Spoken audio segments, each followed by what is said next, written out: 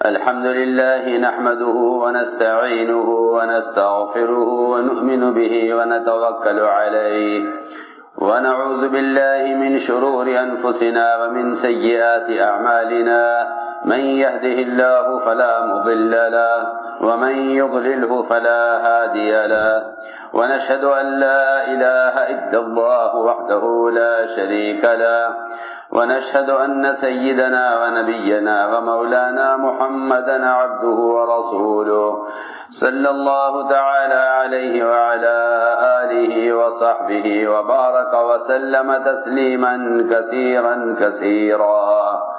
أما بعد فأعوذ بالله من الشيطان الرجيم. بسم الله الرحمن الرحيم. ظهر الفساد في البر والبحر بما كسبت أيدي الناس وقال عليه الصلاة والسلام مثل المؤمن والإيمان كمثل فرس في آخيته يحول ثم يرجع إلى آخيته أو كما قال عليه الصلاة والسلام. میرے دوستو بزرگوں عزیزو، اللہ تعالیٰ کی طرف سے حالات دو وجہ سے لائے جاتے ہیں، اس لیے کہ اللہ تعالیٰ حکیم ہیں، ان کا کوئی بھی فعل، کوئی بھی عمل، کوئی فیصلہ حکمت سے خالی نہیں. اللہ رب العزت حالات دو وجہ سے لاتے ہیں، ایک مسلمان کی تربیت کے لیے، ایک اس کی طہارت کے لیے. اس کی تربیت اور طہارت. صحابہ کرام حالات کو نعمت سمجھتے تھے، ہم حالات کو مصیبت سمجھتے ہیں، اور صحابہ حالات کو نعمت سمجھتے تھے. ابو درداء رضی اللہ فرمایا کرتے تھے کہ تین چیزیں مجھے محبوب ہیں لیکن لوگوں کو وہ ناگوار ہیں: موت، بیماری اور فاقہ. یہ تین چیزیں مجھے محبوب ہیں اور لوگ ان کو برا سمجھتے ہیں، حالانکہ یہ چیزیں مجھے محبوب ہیں. کیوں؟ کہ محبوب ہونے کی وجہ یہ ہے کہ فاقہ تو میرے اندر تواضع باقی رکھے گا، اس لیے کہ مال وہ کبر لائے گا، مال کبر لائے گا. اس لیے میں فاقے کو پسند کرتا ہوں تاکہ محتاجگی اور عاجزی یہ میرے اندر بڑائی پیدا نہ ہونے دے. اور یہی وجہ ہے کہ انبیاء علیہ السلام میں تواضع ہوتی ہے اور بادشاہوں میں کبر ہوتا ہے. نبوت کا بادشاہت کا فرق ہے یہ کہ موت کو پسند کرتا ہوں اس لیے کہ صرف موت ہی ہے ایک سبب کہ اگر یہ آ جائے تو یہ اللہ سے ملا دیتی ہے، اللہ سے ملا دیتی ہے. جنہیں اللہ سے ملنے کا شوق ہوتا ہے ان کو موت محبوب ہوتی ہے، لیکن وہ موت کو ایسے راستوں میں طلب کرتے ہیں جو راستے اللہ تک پہنچانے والے ہیں. جو راستے اللہ تک پہنچانے والے نہیں ہیں، ایسے راستوں پر چلنے والے، جو راستے اللہ تک پہنچانے والے نہیں ہیں، ایسے راستوں پر چلنے والے موت کو ناگوار اور برا سمجھتے ہیں. اور جو لوگ ایسے راستے پر چلتے ہیں جو راستے اللہ تک پہنچانے والے ہیں، تو ایسے لوگ موت کو پسند کرتے ہیں. کہا کہ موت اس لیے پسند ہے کہ موت اللہ سے ملانے کا سبب اور ذریعہ ہے. اور بیماریاں اس لیے چاہتا ہوں، بیماریاں اس لیے چاہتا ہوں کہ بیماریاں گناہوں سے پاک کر دیتی ہیں. تو میں نے عرض کیا کہ اللہ رب العزت حالات لاتے ہیں دو وجہ سے، ایک تربیت کے لیے، دوسرے طہارت کے لیے. اگر حالات نہ آئیں تو لوگ تربیت نہیں پا سکتے، اس لیے کہ توبہ کی طرف آدمی کو حالات لاتے ہیں، توبہ کی طرف حالات لاتے ہیں.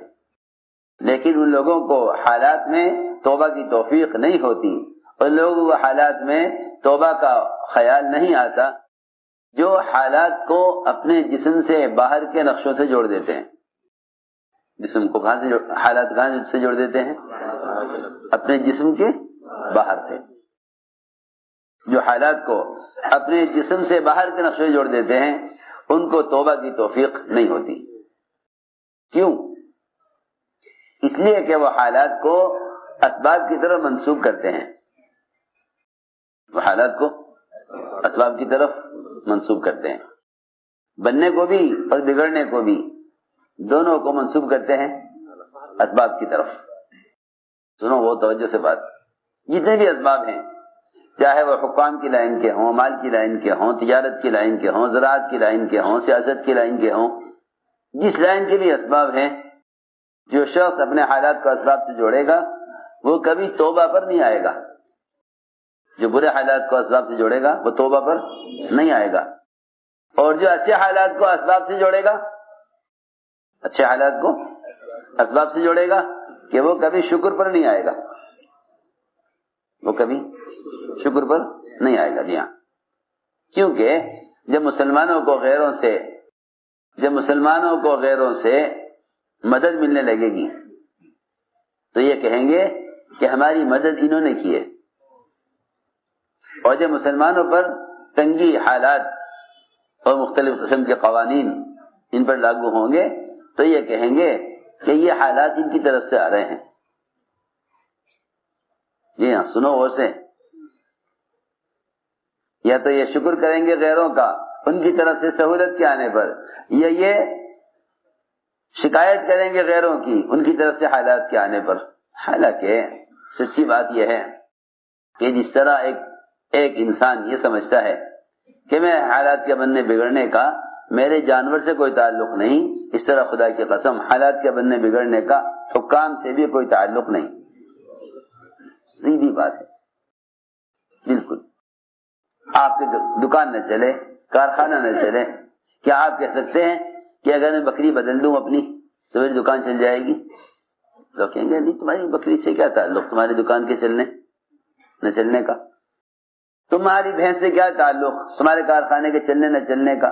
وہ بیچارہ ایک بے زبان جانور ہے، ایک بے زبان جانور ہے، اللہ کی مخلوق تمہارے نفع کے لیے اللہ نے پیدا کی ہے۔ کوئی اس بات کو ماننے کو تیار نہ ہوگا کہ تمہاری دکان چل جائے گی تم بکری بدل لو، اور تمہارے کارخانہ چل جائے گا تم بھینس بدل لو۔ ارے میرے کارخانے کے چلنے نہ چلنے کا جانور سے کیا تعلق؟ میں اسی طرح عرض کرنا چاہتا ہوں کہ مسلمان کے حالات کے بننے بگڑنے کا انعام سے کوئی تعلق نہیں، جس طرح انعام سے تعلق نہیں حکام سے بھی کوئی تعلق نہیں، کیونکہ جو لوگ اپنے حالات کے بننے بگڑنے کو باہر کی شکل میں دیکھتے ہیں وہ ان کو حالات اللہ کی طرف نہیں لاتے، توبہ کی طرف نہیں لاتے، اور ان کو اچھے حالات شکر کی طرف نہیں لاتے، اچھے حالات شکر کی طرف نہیں لاتے۔ میں نے احتجاج کیا کہ سب سے پہلی بات یہ ہے کہ دنیا کے تمام فساد کا تعلق مومن کے عمل سے ہے، دنیا کے فساد کا تعلق مومن کے عمل سے ہے۔ بس مومن میں اور غیر مومن میں فرق یہ ہے، مومن اور غیر مومن میں فرق یہ ہے کہ مومن حالات سے عبرت لے گا، حالات سے عبرت لے گا، حالات سے عبرت لے گا۔ اگر نابینا کو کوئی آدمی مار کر گزر جائے تو یہ پوچھے گا لوگوں سے کس نے مارا، پوچھے گا کس نے مارا، ٹھوکر لگے گی تو پوچھے گا کس چیز میں ٹھوکر لگی، کیونکہ یہ اندھا ہے اس کو نہیں معلوم اس کو کس نے مارا، اس کو ٹھوکر کہاں لگی۔ لیکن مومن بینا ہے، مومن بینا ہے، اس کو ایک ٹھوکر بھی لگے گی نا تو اسے فوراً اپنی کوئی بدعملی یاد آئے گی، اس کو اپنی کوئی بدعملی یاد آئے گی کہ مجھ سے یہ غلطی ہوئی تھی جس پر اللہ تعالیٰ نے میری تنبیہ کے لیے مجھ پر یہ حالات ڈالے ہیں۔ بہت آسان ہے مسلمان کے لیے راستہ تلاش کرنا اور حالات سے نکلنا۔ ہر آنے والے حال کا سبب اپنے اندر تلاش کرو، ہر آنے والے حال کا سبب اپنے اندر تلاش کرو، ہر آنے والے حال کا سبب اپنے اندر تلاش کرو، باہر نہیں۔ اس لیے کہ جتنے بھی دنیا میں حالات ہیں ان کا تعلق مسلمان کے جسم سے باہر کی چیزوں سے نہیں ہے، مسلمان اصل کائنات ہے، مسلمان اصل کائنات ہے۔ ہر آنے والے حال کا سبب اپنے جسم میں تلاش کرو، ہر آنے والے حال کا سبب جسم میں تلاش کرو۔ یہ مومن کی پہچان ہے، یہ مومن کی پہچان ہے کہ وہ کبھی اس بات پر راضی نہیں ہوگا کہ مجھ پر آنے والے حالات کا تعلق فلاں شخص سے یا فلاں قوم سے یا فلاں حکومت سے یا فلاں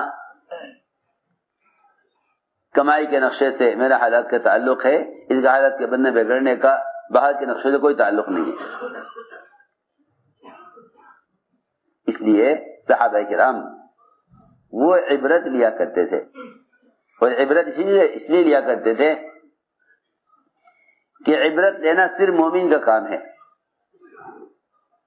عبرت لینا صرف مومن کا کام ہے۔ اللہ نے جہاں بھی عبرت لینے کا حکم فرمایا قرآن میں، وہاں مومن کے لیے سمجھدار، عقل والا، اولو الالباب کہہ کر مخاطب کیا ہے ایمان والوں کو۔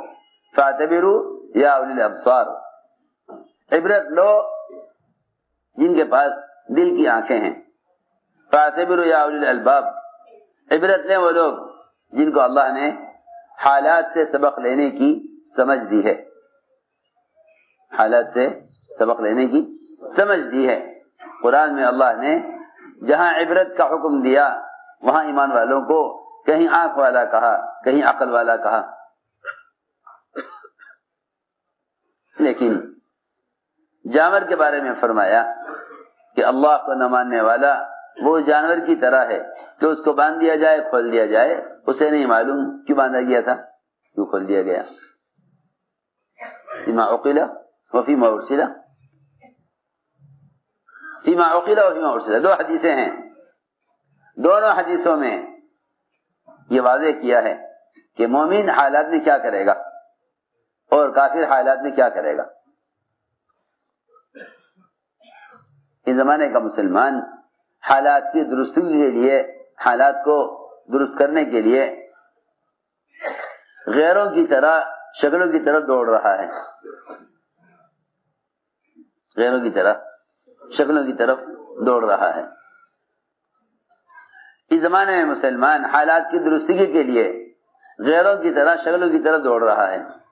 وہ جس طرف سے حال آتا ہوا دیکھتا ہے اس طرف دوڑتا ہے حال کو درست کرنے کے لیے۔ حال سے حال کو بدلنا فرعون کا مزاج تھا، حال کو اعمال سے بدلنا موسیٰ علیہ السلام اور بنی اسرائیل کا معمول تھا۔ حال کو اعمال سے بدلنا بنی اسرائیل موسیٰ علیہ السلام کا راستہ تھا، حال کو حال سے بدلنا فرعون کا راستہ تھا۔ جو بھی حال آتا تھا فرعون اپنی طاقت سے اس حال کا مقابلہ کرتا تھا۔ دو حدیثیں ملتی ہیں جس میں مومن کو حالات میں مومن اور کافر کا فرق بتلایا ہے۔ ایک روایت تو یہ ہے جو میں نے پڑھی کہ مومن کی مثال اس گھوڑے کی طرح ہے جو اپنے کھوٹے سے بندھا ہوا ہے اور پاؤں میں رسی بندھی ہوئی ہے اور چراگاہ میں اس کو چھوڑ دیا گیا ہے۔ حدیث میں آتا ہے الدنیا حلوۃ خضرہ، کہ دنیا سرسبز اور بڑی میٹھی ہے۔ جب آدمی اس کو حاصل کرنے میں لگتا ہے تو اس کے قدم تو کہیں ہوتے ہیں مگر اس کی نظر کہیں اور ہوتی ہے۔ حالانکہ انسان کی کھانے کی مقدار محدود، نظر آدمی آسمان تک بھی لے جا سکتا ہے، نظر آسمان تک بھی لے جا سکتا ہے، نظر آسمان تک بھی لے جا سکتا ہے، لیکن اس کی خوراک بہت محدود ہے۔ میں عرض کرنا چاہتا ہوں جتنی انسان کی ضرورت ہے، اگر انسان کی نظر اپنی ضرورت کی حد تک محدود رہے تو پھر یہ حرام میں مبتلا نہیں ہوگا۔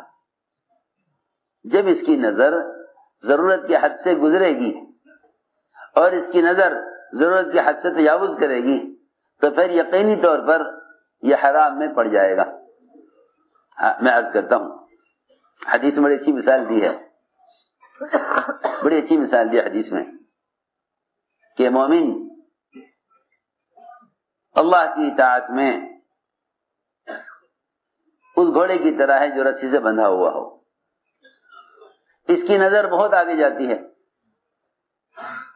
اس کی نظر بہت آگے جاتی ہے، وہاں نظر چلی گئی اس کی جہاں چراگاہ دوسروں کی شروع ہو گئی ہے،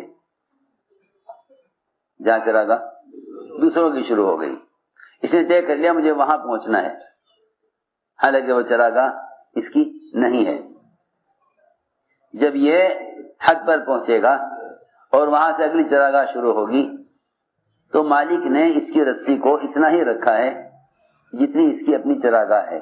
سنو غور سے، یہ حدیث میں مثال دے کر فرمایا کہ اللہ تعالیٰ نے حرام کی، حلال کی، جائز ناجائز کی، سنت اور بدعت کی جتنی حدود قائم کی ہیں، مسلمان کی ضروریات کو اس حد میں رکھا ہے۔ جب یہ اپنی ضرورت میں اس کی نظر ضرورت سے آگے بڑھ جائے گی، اس کی نظر ضرورت سے آگے بڑھ جائے گی تو اس کی نظر دوسروں کی چراگاہ پر پڑ جائے گی، پھر یہ کوشش کرے گا کسی طرح وہاں تک پہنچ جاؤں کماتے کماتے۔ لوگ کمائی کے نقشوں میں مالدار بننے کی کوشش کرتے ہیں، لوگ کمائی کے نقشوں میں مالدار بننے کی کوشش کرتے ہیں، اس کوشش کی وجہ سے حرام داخل ہوتا ہے۔ یہاں تک فرمایا حضور اکرم صلی اللہ علیہ وسلم نے کہ اگر کوئی شخص مالدار بننے کے لیے بھی، مالدار بننے کے لیے بھی، اپنے مال کو بڑھانے کے لیے بھی اور مالدار کی فہرست میں آنے کے لیے اگر کوئی شخص حلال طیب، بغیر سود کے، بغیر جھوٹ کے، بغیر غبن کے، بغیر دھوکے کے، بغیر ملاوٹ کے، بغیر نماز چھوڑے، بغیر کوئی حکم توڑے حلال روزی کمائے اپنے مال کو بڑھانے کے لیے، مالدار کی فہرست میں آنے کے لیے، اس سب کے باوجود بھی اللہ سے قیامت میں اس حال میں ملے گا کہ اللہ اس سے سخت ناراض ہوں گے، اللہ اس سے سخت ناراض۔ کیسی اچھی عجیب حدیث ہے، اللہ اس سے سخت ناراض ہوں گے۔ حلال کما رہا ہے بغیر کسی غبن کے، بغیر کسی سود کے، بغیر کسی جھوٹ کے، بغیر کسی ملاوٹ کے، نمازیں بھی پوری پابندی سے پڑھ رہا ہے اور حلال کما رہا ہے، اس کے باوجود بھی اللہ تعالی سے اس حال میں ملے گا کہ اللہ اس سے سخت ناراض ہوں گے، اللہ اس سے سخت ناراض ہوں گے۔ کیوں؟ اس لیے کہ کمانے کا جو ارادہ ہے وہ ضرورت سے زیادہ ہے۔ میں کچھ ضروری بات عرض کر رہا ہوں، جب اس کی نظر اپنی ضرورت سے آگے بڑھ جائے گی تو پھر یہ اللہ کی ناراضگی میں پڑ جائے گا۔ اسی حدیث کا اگلا حصہ یہ ہے کہ جو آدمی حلال کمائے نماز کی پابندی کرتے ہوئے، بغیر سود کے، بغیر جھوٹ کے، بغیر غبن کے حلال کمائے اور اس کے کمانے کا مقصد صرف اپنی اور گھر والوں کی ضرورت کا پورا کرنا ہے، کمانے کا مقصد صرف اپنے گھر والوں کی ضرورت کا پورا کرنا ہے، تو یہ اللہ سے اس حال میں ملے گا کہ اس کا چہرہ چاند کی طرح چمک رہا ہوگا، حالانکہ دونوں کما رہے، دونوں کما رہے، دونوں حلال کما رہے، دونوں حلال کما رہے، مگر ایک کی نیت کمانے میں مالدار بننے کی ہے، ایک کی نیت کمانے میں مالدار بننے کی ہے، دوسرے کی نیت کمانے میں ضرورت کا پورا کرنا ہے۔ دونوں کا فرق دیکھو، حالانکہ دونوں حلال کما رہے ہیں۔ یہ مت سمجھنا کہ بس حلال کمانے سے کامیاب ہو جائیں گے، یہ نہیں۔ جس طرح نماز میں نیت دیکھی جائے گی کہ نماز میں تمہاری کیا نیت ہے، اسی طرح یہ بھی دیکھا جائے گا کہ تجارت میں تمہاری کیا نیت ہے۔ جی ہاں، انما الاعمال بالنیات کا مطلب صرف عبادات کے اعمال کے لیے حدیث نہیں ہے، صرف عبادات کے لیے حدیث نہیں ہے. یہ دیکھا جائے گا تمہاری اس طرح عبادت میں نیت ہے، تجارت میں کیا نیت ہے، تجارت میں کیا نیت ہے. ہم نے عرض کیا کہ جب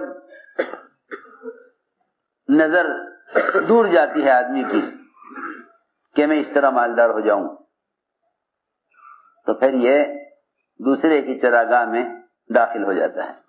پکی بات ہے، خوب اندازہ کیا ہم نے کہ جو لوگ مال کو بڑھانا چاہتے ہیں یا مالداروں کی فہرست میں آنا چاہتے ہیں، وہ مجبور ہوتے ہیں اپنی کمائی کے نقشوں میں حرام داخل کرنے پر. وہ مجبور ہوتے ہیں، کیا کریں، اس کے بغیر یہ نہیں ہو سکتا. ورنہ خدا کی قسم آدمی ضرورت کے لیے حلال روزی آسانی سے حاصل کر سکتا ہے. سمجھتے تھے خواہش کے نقشے حرام راستے کے بغیر خواہش کے نقشے پورے نہیں ہو سکتے، خواہش کے تقاضے پورے نہیں ہو سکتے. فطرت ضرورت ہے، فطرت ضرورت ہے. جہاں تک ضرورت ہے وہاں تک حلال روزی کافی ہو جاتی ہے.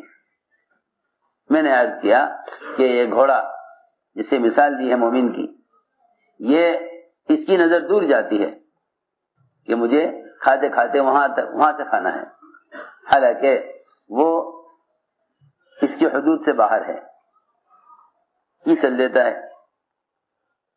جہاں رسی پوری ہوتی ہے وہاں جھٹکا لگتا ہے. ہر گھوڑے کا مزاج ہے کہ وہ جھٹکا لگتے ہی اپنے کھوٹے پر واپس آ جاتا ہے، کھوٹے پر واپس آ جائے. یہ گھوڑے کا مزاج ہے، جھٹکا لگے گا کھوٹے پر واپس آ جائے گا. مومن وہ ہے کہ جب ہم اس کی تجارت میں، اس کی زراعت میں، اس کے سرمایہ داری کے نقشوں میں، اس کی کمائی کی شکلوں میں، قانون کی شکل میں، حکام کی طرف سے یا کسی بھی ذریعے سے کوئی حال لاتے ہیں تو یہ جھٹکا اس لیے ہوتا ہے کہ تم حکم کی طرف واپس آ جاؤ، حکم کی طرف واپس آ جاؤ. یہ اس کوشش میں لگا رہتا ہے کہ نہیں کسی طرح کوشش کرو. ارے لوگ حرام راستوں میں کوشش کرتے ہیں، حرام راستوں میں کوشش کرتے ہیں، لوگ حرام راستوں میں کوشش کرتے ہیں. اللہ رب العزت حالات اور دشواریاں اور غیروں کے ذریعے سے قوانین لا کر مسلمان کو غلط راستے سے بچانا چاہتے ہیں. کتنی صحیح حدیث ہے، فرمایا کہ اللہ تعالی مومن کو مال سے اس طرح بچانا چاہتے ہیں جس طرح تم میں سے کوئی شخص اپنے بیمار کو پانی سے بچاتا ہے. یہاں تو آج کل خیال لوگوں کا یہ ہے کہ جن سے اللہ تعالی محبت کرتے ہیں ان کو اللہ دنیا میں خوب نوازتے ہیں. یہ بڑا دھوکہ ہے لوگوں کو. لوگ دیکھتے ہیں ان کے حالات خراب ہیں، اللہ ان سے ناراض ہیں، ان کے حالات اچھے، اللہ ان سے راضی ہیں. حالانکہ حالات کے اچھا برا ہونے سے اللہ کی رضا اور ناراضگی کا کوئی تعلق نہیں. صحابہ کا فقر و فاقہ اور اللہ کے ساتھ رضا، اور اللہ کے دشمنوں کے مال و اسباب اور اللہ کی ان سے ناراضگی. تو ہم نے عرض کیا کہ یہ دو حدیثیں ایسی ہیں کہ اس سے مومن اور کافر کا فرق معلوم ہوتا ہے. ایک روایت تو یہ ہے جس میں اللہ تعالی مومن کے کاروبار میں، اس کی زراعت اور اس کی سرمایہ داری میں ناکامیاں لا کر، جھٹکے لا کر اس کو راستے کی طرف لانا چاہتے ہیں. دوسری بات یہ ہے کہ جب اس سے کوئی گناہ ہوگا، تو گناہ عضو سے ہوگا، گناہ اس کے کسی عضو سے ہوگا، گناہ اس کے کسی عضو سے ہوگا، یا آنکھ سے یا پیر سے یا ہاتھ سے یا شرمگاہ سے. جب اس کے گناہ کا تعلق صرف انسان کے اعضاء سے ہے، جب گناہ کا تعلق انسان کے اعضاء سے ہے، باہر کی شکلوں سے گناہوں کا کوئی تعلق نہیں ہے. وہ تو اعضاء باہر کی گناہ کی شکلوں کو اختیار کرتے ہیں، اس سے گناہ بنتا ہے. ورنہ اعضاء گناہ کے لیے استعمال ہوتے ہیں تو معلوم ہوتا ہے کہ گناہوں کا تعلق انسان کے اعضاء سے ہے. گناہوں کا تعلق انسان کے اعضاء سے ہے. تو اللہ رب العزت اعضاء سے گناہ ہونے کی وجہ سے حالات اعضاء پر ہی لاتے ہیں. گناہ ہوگا آنکھ سے، گناہ ہوگا آنکھ سے، اللہ تعالی کسی اور عضو میں بیماری لے آئیں گے. حضرت فرماتے تھے ہر عضو کی بیماری کا پہلا سبب اس عضو سے اللہ کا حکم ٹوٹنا ہے. کیونکہ جب انسان کی تخلیق، جب انسان کا بننا عبادت کے لیے ہے، جب انسان کا بننا عبادت کے لیے ہے، جب انسان کا بننا عبادت کے لیے ہے، تو عبادت کے علاوہ استعمال ہونا اس مشین کے بگڑنے کا سبب کیوں نہ ہوگا؟ میں عرض کرتا ہوں، آریاں ہوتی ہیں، آریاں. ایک آری ہوتی ہے لکڑی کاٹنے کی، ایک آری ہوتی ہے لوہا کاٹنے کی. دونوں آری ہیں، دونوں آری ہیں، دونوں کا نام آری ہے، اور دونوں کی شکل، دونوں کا مادہ میٹل ایک ہے. لیکن اس کو بنایا گیا ہے لوہا کاٹنے کے لیے، اس کو بنایا گیا ہے لکڑی کاٹنے کے لیے. ان دونوں کا اگر استعمال بدل دیا جائے، دونوں کا استعمال بدل دیا جائے، جگہ بدل دی جائے، لوہے کی آری سے لکڑی کاٹی جائے اور لکڑی کی آری سے لوہا کاٹا جائے، تو نہ لکڑی کٹے گی نہ لوہا کٹے گا، بلکہ آری خراب ہو جائے گی. سوچو تو صحیح، انسانوں کے ہاتھوں کے بنائے ہوئے یہ آلات اگر غلط استعمال سے برباد ہو سکتے ہیں، انسانوں کے ہاتھوں کے بنائے ہوئے آلات غلط استعمال سے برباد ہو سکتے ہیں، تو اللہ کا بنایا ہوا انسان غلط استعمال سے باقی رہ سکتا ہے؟ اللہ اکبر. عمر رضی اللہ تعالیٰ عنہ نے صرف پیوند لگا ہوا کرتا اتار کر نیا کرتا پہننے پر ہی اتنا کہہ دیا تھا کہ اگر ہم نے غیروں کے طریقوں میں عزت تلاش کی تو اللہ ہمیں ذلیل کریں گے. سنو تو صحیح، یہاں فرائض کے چھوڑنے پر یا سنتوں کے چھوڑنے پر یا واجبات کے چھوڑنے پر یا کسی گناہ نعوذ باللہ شراب کے پینے پر، زنا کرنے پر نہیں کہہ رہے عمر کہ اگر ہم نے یہ گناہ کیے تو اللہ ہمیں ذلیل کر دیں گے. بالکل نہیں. حضرت عمر رضی اللہ تعالی عنہ یہ فرما رہے کہ اگر اس وقت میں پیوند والا کرتا یہ سوچ کر اتار دوں، پیوند کا کرتا یہ سوچ کر اتار دوں کہ بھئی وہاں کے لوگ پیوند والا کرتا دیکھ کر ذرا مجھے اچھا نہیں سمجھیں گے اور مجھے نیا کرتے میں ان کی نظر میں زیادہ اچھا لگوں گا، اس پر حضرت عمر نے یہ فرمایا تھا کہ اس کا مطلب یہ ہوا کہ ہم غیروں کی نظر میں خلاف سنت چل کر اچھا بننا چاہتے ہیں. یہ تھا اس کا خلاصہ. ہم غیروں کی نظر میں خلاف سنت چل کر اچھا بننا چاہتے ہیں. اس زمانے کے مسلمان غیروں کے سامنے ذلیل اس لیے ہو رہے کہ مسلمان غیروں کے طریقوں میں عزت تلاش کر رہا. وہاں تو صرف کرتے کے بدلنے پر ہی حضرت عمر نے یہ کہہ دیا کہ اگر میں اس وقت پیوند کا کرتا یہ سوچ کر اتار دوں، پیوند والا کرتا یہ سوچ کر اتار دوں کہ میں اس کرتے میں زیادہ اچھا لگوں گا، اس کا مطلب یہ ہوا کہ پھر وہ جو سنت ہے پیوند والا کرتا پہننا جو سنت ہے، مجھے اس کرتے سے نفرت اور اس کرتے سے محبت ہو گئی. اور جب تمہیں سنت سے نفرت اور خلاف سنت چیزوں سے محبت ہونے لگے تو سمجھ لو کہ اللہ تعالی نے تمہیں ذلت میں ڈال دیا. یہ بات حضرت عمر رضی اللہ تعالی نے اس وقت کہی جب ملک شام میں داخل ہوتے ہوئے عبد الرحمن بن عوف رضی اللہ تعالی عنہ نے کرتا بدلنے کی رائے دی.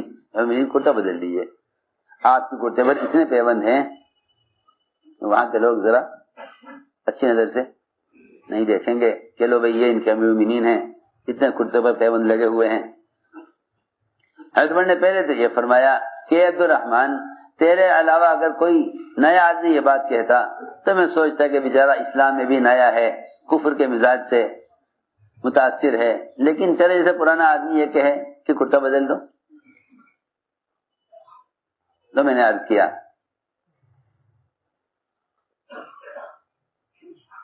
کہ انسان کے بدن کے اعضاء سے جو گناہ ہوتے ہیں سب سے پہلے اللہ تعالی ان اعضاء پر ہی بیماریاں لاتے ہیں، اس لیے کہ انسان کے اعضاء استعمال ہوتے ہیں گناہ کے لیے، اس لیے سب سے پہلے حالات انسان کے اعضاء پر آتے ہیں۔ آپ دیکھیں ایڈز کی بیماری معاشرے کی خرابی سے ہے، ایڈز کی بیماری معاشرے کی خرابی سے، سیدھی بات ہے کہ اگر شرمگاہ حکم خلاف استعمال ہوگی تو شرمگاہ کی لائن کی بیماری آئیں گی، آنکھ اگر حکم خلاف استعمال ہوگی تو آنکھ کی لائن کی بیماری آئیں گی۔ اللہ تعالیٰ کا ایک نظام ہے کہ جیسے مومن کوئی گناہ کرتا ہے اللہ تعالیٰ فوراً تنبیہ کے لیے فوراً کوئی نقصان لے آتے ہیں۔ لیکن میں شروع سے کہہ رہا کہ جو لوگ اس زمانے کے مسلمان خاص طور پر یہ بھی آنے والے حالات کو حکام سے اور آنے والے حالات کو باہر کی شکل سے جوڑ دیں گے تو انہیں اپنی بدعمالی کی طرف ان کا خیال جائے گا ہی نہیں، بدعمالی کی طرف خیال جائے گا ہی نہیں۔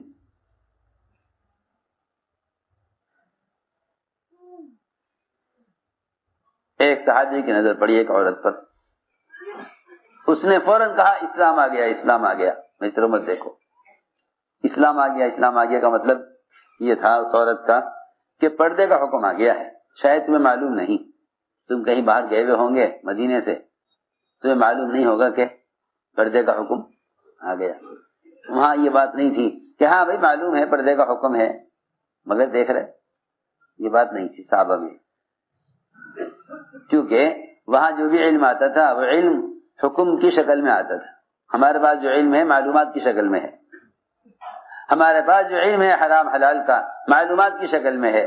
صحابہ پر جو حکم آتا تھا وہ حکم کی شکل میں علم آتا تھا، وہ علم حکم کو علم کہتے تھے، ہم معلومات کو علم کہتے ہیں کہ ہاں معلوم ہے کہ نہیں، علم معلومات کے لیے نہیں ہے بلکہ علم تو حکم ہے۔ علم کیا ہے؟ حکم ہے، جی ہاں علم حکم ہے، علم حکم ہے، معلومات کے لیے نہیں ہے، علم بطور حکم کے ہے۔ اس عورت نے یہ نہیں کہا کہ پردہ آ گیا، اس عورت نے کہا اس مرد دیکھنے والے سے کہ اسلام آ گیا، حالانکہ اسلام تو پردہ کا حکم آنے سے پہلے بھی تھا۔ وہ اللہ تعالیٰ کے ہر حکم کو اسلام کہتے تھے، وہ اللہ کے ہر حکم کو، ہاں دیکھو وہ اللہ کے ہر حکم کو اسلام کہتے تھے۔ کیوں؟ اس لیے کہ اسلام سراسر اطاعت کا نام ہے۔ اس زمانے میں تو لوگ یہ سمجھتے ہیں کہ مسلمان کوئی قوم ہے اور اسلام کوئی کلچر ہے کہ آدمی اس طرح چاہے زندگی گزارے، حالانکہ اسلام اپنے آپ کو 100% اللہ کے احکام کے تابع کرنا اسلام ہے۔ اذ قال ربہ اسلم، یہ نہیں کہا کہ اے مسلمان ہو جاؤ، بلکہ یہ کہا کہ اپنے آپ کو 100% اللہ کے حوالے کر دو۔ قال اسلمت لرب العالمین، ابراہیم علیہ السلام نے کہا میں نے اپنے آپ کو 100% اللہ کے حوالے کر دیا۔ اس امت کا نام مسلمان اللہ نے رکھا ہے یا ابراہیم علیہ السلام نے رکھا ہے، دونوں قول ہیں۔ هو سماکم المسلمین، هو سماکم المسلمین، کہ تمہیں 100% اطاعت کرنے والا تمہارا نام تجویز کیا گیا ہے، یا اللہ نے نام رکھا ہے یا ابراہیم علیہ السلام نے نام رکھا ہے، کیونکہ جو ابراہیم علیہ السلام خود اپنے آپ کو 100% حکم کے حوالے کرنے والے تھے، انہوں نے ہی تمہارا نام دی، جیسے وہ خود تھے اطاعت کرنے والے، ایسا ہی انہوں نے اپنی امت کا نام مسلمان رکھا ہے۔ میں نے عرض کیا کہ 100% حکم کے حوالے اپنے آپ کو کرنا اسلام ہے۔ پھر چنانچہ اس عورت نے کہا صحابی سے کہ اسلام آ گیا. ادھر اس پر نظر پڑی, ادھر دیوار سے سر ٹکرا گیا. اتنی سی بات. لوگ کہتے ہیں اے میاں وہ تو اتفاق سے سر پھوٹ گیا. میں کیا بتاؤں, اس زمانے میں جتنے مسلمان پر حالات ہیں وہ ان حالات کو اتفاق سے کہہ کر گزر جاتے ہیں. کس اتفاق سے؟ یہ تو اتفاق سے ہوا ہے. اتفاق سے کہنا ہی دہریت ہے. اتفاق سے کہنا ہی دہریت ہے. کوئی چیز اتفاق سے نہیں ہوتی. یہ تو ہونا نہیں تھا, اتفاق سے ہو گیا. اتفاق سے کہنا ہی دہریت ہے. اتفاق سے کہنا ہی دہریت ہے. یہ کہنا کہ یہ تو خود بخود ہو گیا, خود بخود کوئی چیز, کسی چیز کا خود بخود ہو جانا, کسی چیز کا خود بخود ہو جانا اللہ تعالی کی قدرت کا انکار کرنا ہے. یہ نہیں کہو اللہ کے امر سے ہوا, اللہ کے امر سے ہوا. جب تم ہر چیز کو اللہ سے منسوب کرو گے نا تو فوراً سمجھ میں آ جائے گا کہ پھر اللہ نے ایسا کیوں کیا. اس پر نظر آئے گی اپنے اعمال کی طرف کہ اللہ نے ایسا کیوں کیا. لیکن جو لوگ اپنے اچھے برے حالات کو اللہ کی طرف منسوب ہی نہیں کریں گے, ان میں دو خرابیاں پیدا ہو جائیں گی. ایک تو اچھے حالات میں وہ اسباب کا اور اسباب والوں کا شکریہ ادا کریں گے, اسباب کا اور اسباب والوں کا شکریہ ادا کریں گے. میں آپ سے سچی بات کہہ رہا, مسلمان زمین کے تشکر پر آ جائے گا. مسلمان زمین کے تشکر, بہت توجہ سے بات سننا, مسلمان زمین کے تشکر پر آ جائے گا کہ بھئی زمین کا شکریہ ادا کرو کہ زمین غلہ دے رہی ہے. مسلمان سے کہا جائے گا کہ بھئی آؤ تم بھی ہمارے ساتھ مل کر, تم بھی ہمارے ساتھ مل کر زمین کا شکر ادا کرو کہ زمین غلہ دے رہی ہے, ہمیں پال رہی ہے. کہ نہیں, تم زمین کی بات کر رہے, ہم تو اللہ کے غیر کا تشکر ہی نہیں مانتے. ہم تو یہ بھی نہیں کہتے کہ بھئی ملائکہ کا شکریہ کہ ملائکہ نے مدد کر دی. کہ نہیں, ہم تو شکر کی نسبت صرف اللہ کی طرف کرتے ہیں. شکر کی نسبت صرف اللہ کی. سنو میری بات توجہ سے, شکر کسے کہتے ہیں؟ شکر کہتے ہیں سارے بدن کے اعضاء کو اللہ کی اطاعت میں تھکانا. سارے بدن کے اعضاء کو اللہ کی اطاعت میں تھکانا, اس کو شکر کہتے ہیں. سارے بدن کے اعضاء کو اللہ کی اطاعت میں تھکانا, اس کو شکر کہتے ہیں. ہم حیران ہیں, انسان کا سارا بدن وہ نعمتوں سے فائدہ اٹھاتا ہے, نعمتوں سے فائدہ اٹھاتا ہے, سارا بدن نعمتوں سے فائدہ اٹھاتا ہے. شکر کون کرتی ہے؟ شکر کرتے ہیں زبان سے. سوچو تو صحیح, کتنی بڑی بے انصافی ہے. سارا بدن نعمتوں سے فائدہ اٹھاتا ہے, شکر کرتے ہیں زبان سے. شکر کرتے ہیں زبان سے. اگر آپ کا کوئی کام ہو اور 4 آدمی مل کر آپ کے کام کریں تو آپ ہر آدمی سے الگ الگ شکریہ ادا کرنے جائیں گے. جی ہاں, کہ بھائی ان کا بھی شکریہ ادا کرو. دیکھو ان کو بھی جا کے کہو, جائے ان کے پاس بھی چل کے جاؤ, ان سے بھی کہو کہ جی آپ کا شکریہ, آپ نے یہ کام کر دیا.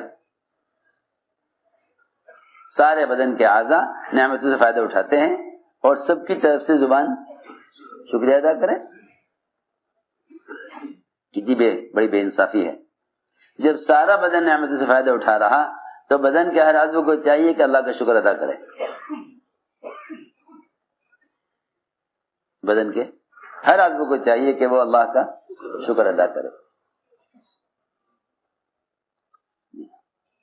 بدن کے ہر عضو کو چاہیے کہ اللہ کا شکر ادا کرے. وہ ایسے ہوگا کہ بدن کے ہر عضو کو گناہ سے بچاؤ اور ہر عضو کو عبادت میں تھکاؤ. یہ شکر کا تقاضا ہے. اے اللہ تیرا شکر زبان سے کہنا، اس سے شکر کے الفاظ ادا ہوتے ہیں، شکر ادا نہیں ہوتا. زبان سے شکر کے الفاظ ادا ہوتے ہیں، شکر نہیں ادا ہوتا. شکر کی ادائیگی زبان سے نہیں ہوتی. شکر کی ادائیگی سارے اعضاء سے ہوگی، کیونکہ نعمتوں سے سارے اعضاء فائدہ اٹھا رہے ہیں. جب نعمت سے سارے اعضاء فائدہ اٹھا رہے ہیں تو سارے اعضاء کو حکم پر لانے سے شکریہ ادا ہوگا. میں نے عرض کیا کہ شکر یہ ہے کہ تم نعمت کی نسبت اللہ کی طرف کرو، نعمت کی نسبت اللہ کی طرف کرو. اور شرک یہ ہے کہ تم نعمت کی نسبت اللہ کے غیر کی طرف کرو. نعمت کی نسبت کتنا آسان ہے. شکر یہ ہے کہ تم نعمت کی نسبت اللہ کی طرف کرو. شرک یہ ہے کہ تم نعمت کی نسبت اللہ کے غیر کی طرف کرو. اللہ نے ایک آیت میں دونوں کو جمع کر دیا، شاکر اور مشرک. شاکر اور مشرک. ایک قرآن کی آیت میں دونوں کو الگ الگ بیان کر دیا کہ شاکر کون ہے، مشرک کون ہے. شاکر کون ہے اور مشرک کون ہے. اللہ تعالی شکر کرنے والوں سے راضی ہوتے ہیں اور شرک کرنے والوں سے ہمیشہ کے لیے ناراض ہیں. اور دونوں کے ایک آیت میں اللہ نے بیان کر دیا. اور اللہ کا کلام عجیب ہے کہ ایسی حالت کو بیان کیا جس میں انسان کو خیال ہی نہیں آ سکتا اس بات کا کہ میں اس وقت اللہ کا شکر ادا کروں یا مخلوق کا شکر ادا کروں. سنو تو صحیح، عجیب اللہ نے آیت قرآن میں بیان کی. هو الذي خلقكم من نفس واحدة وجعل منها زوجها ليسكن إليها فلما تغشاها حملت حملا خفيفا فمرت به فلما أثقلت دعوا الله ربهما لئن آتيتنا صالحا لنكونن من الشاكرين فلما آتاهما صالحا جعل له شركاء فيما آتاهما. اس آیت میں شاکر اور مشرک، سنو دھیان سے جاگ کر، شاکر اور مشرک دونوں کو بیان کر دیا. اللہ وہ ہیں کہ جس نے تمہیں ایک جان سے پیدا کیا اور تم میں سے ہی تمہاری بیوی کو، عورت کو پیدا کیا، اور اس کو اس لیے پیدا کیا تاکہ تم اس کے پاس جا کر سکون پاؤ.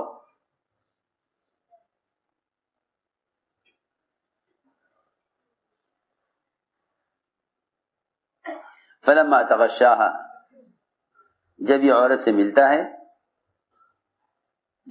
ملتا ہے تو اس کے ملنے پر اللہ کے حکم سے ہلکا سا حمل ٹھہر جاتا ہے. حملت حملا خفیفا، ہلکا سا حمل ٹھہر جاتا ہے. اسے خبر بھی نہیں ہوتی، اتنا ہلکا سا حمل ہوتا ہے. وہ گھر کے کام کاج میں پھرتی رہتی ہے، گھر کے کام کاج میں عورت پھرتی رہتی ہے. فلما اسقلت، جب حمل بھاری ہو جاتا ہے اور بچہ ہونے کا وقت قریب آتا ہے تو دونوں میاں بیوی دعا کرتے ہیں اللہ سے. دونوں میاں بیوی اللہ سے دعا کرتے ہیں کہ اللہ اگر تو نے یہ بچہ عافیت کے ساتھ، سہولت کے ساتھ پیدا کر دیا تو ہم تیرا شکر ادا کریں گے،